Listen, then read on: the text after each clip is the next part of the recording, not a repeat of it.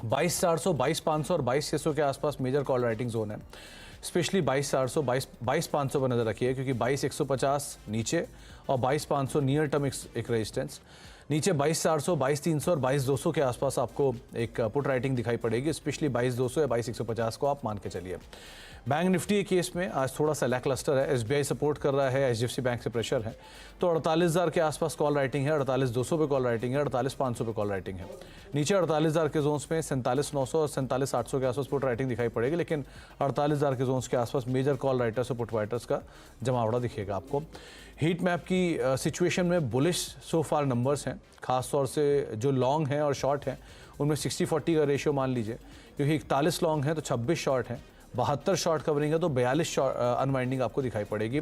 आज लॉन्ग में सबसे ऊपर नाम आपको दिखाई पड़ेगा वोडाफोन आइडिया का, खास तौर से बैन में कल तक तो था, और आदित्य बिरला कैपिटल जहां पर एक अच्छी बाइंग है। शॉर्ट कवरिंग में इनफैक्ट वोडाफोन आइडिया है 9% ऊपर, उसी का इम्पैक्ट ग्रासिम पे है तो 3.5% वो भी ऊपर है।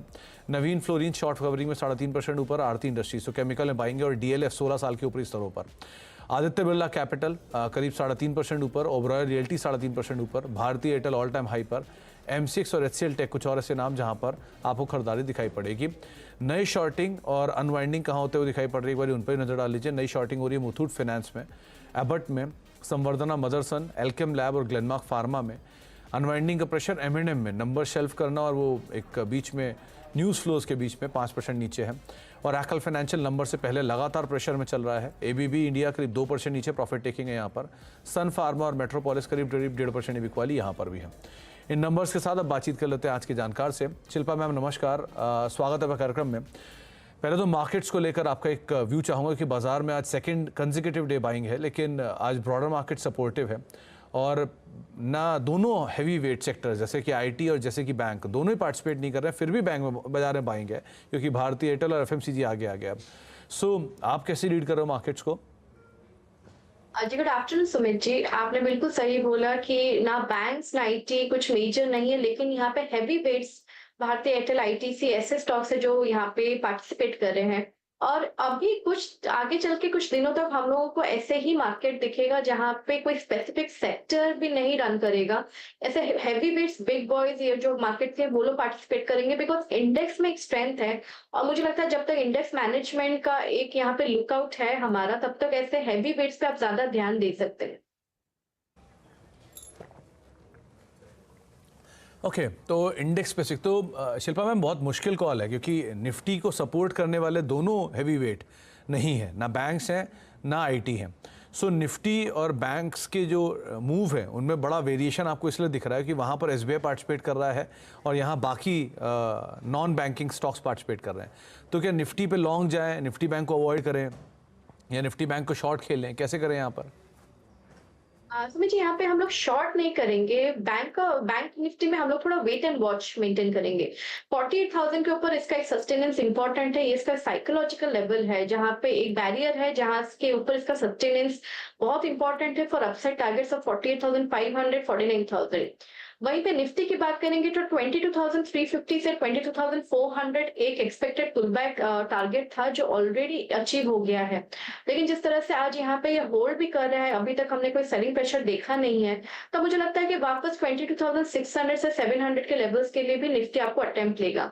तो यहाँ पे अगर आपको लॉन्ग रहना है तो आप बैंक निफ्टी में थोड़ा वेट कीजिए, 48,000 के ऊपर सस्टेन करने दीजिए, देन आप लॉन्ग जाइए। निफ्टी में आप अपने स्टॉप लॉस को ट्रेल कर सकते हैं 22,200 तक and stay long for targets of 22,600 to 700।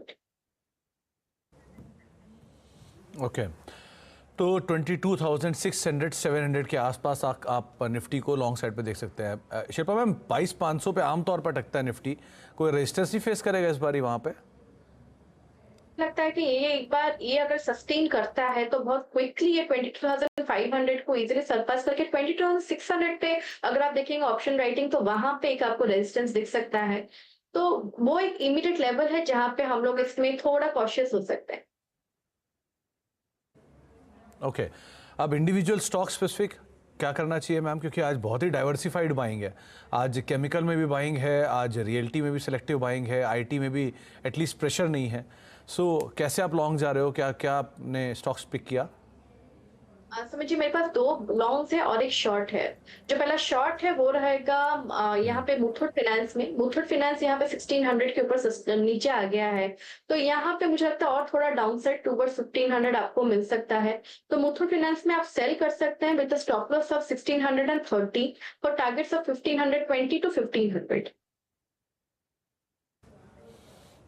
तो मुथूट फाइनेंस पहला नाम है और शॉर्ट साइड पे आप स्टॉक को देखेंगे, करीब नंबर से ठीक पहले यहाँ पे प्रेशर देखने को मिल रहा है। लेट्स सी कैसे कामकाज होता है, लेकिन एक शॉर्ट पोजीशंस आप ओपन कर सकते हैं मुथूट फाइनेंस के अंदर, जहाँ पर करीब करीब 3-3.5% के आसपास का ऑलरेडी ड्रॉप है, लेकिन फर्दर डाउन साइड यहाँ पे और खुलता हुआ दिखाई पड़ सकता है। इसके अलावा शिल्पा मैम, दूसरे बाकी बाय कॉल्स जो हैं वो मेरा बाय रहेगा ओबरॉय रियल्टी में। ये सेक्टर आज बजिंग है। DLF, Godrej properties, Oberoi realty सब अच्छे एकदम एक अच्छे लेवल पे हैं, जहाँ पे अगेन मुझे लगता है एक ब्रेकआउट आ रहा है, जहाँ पे हम लोग इसमें ओबरॉय रियल्टी को 1580 से 1600 के लिए पे आप इसको देख सकते हैं।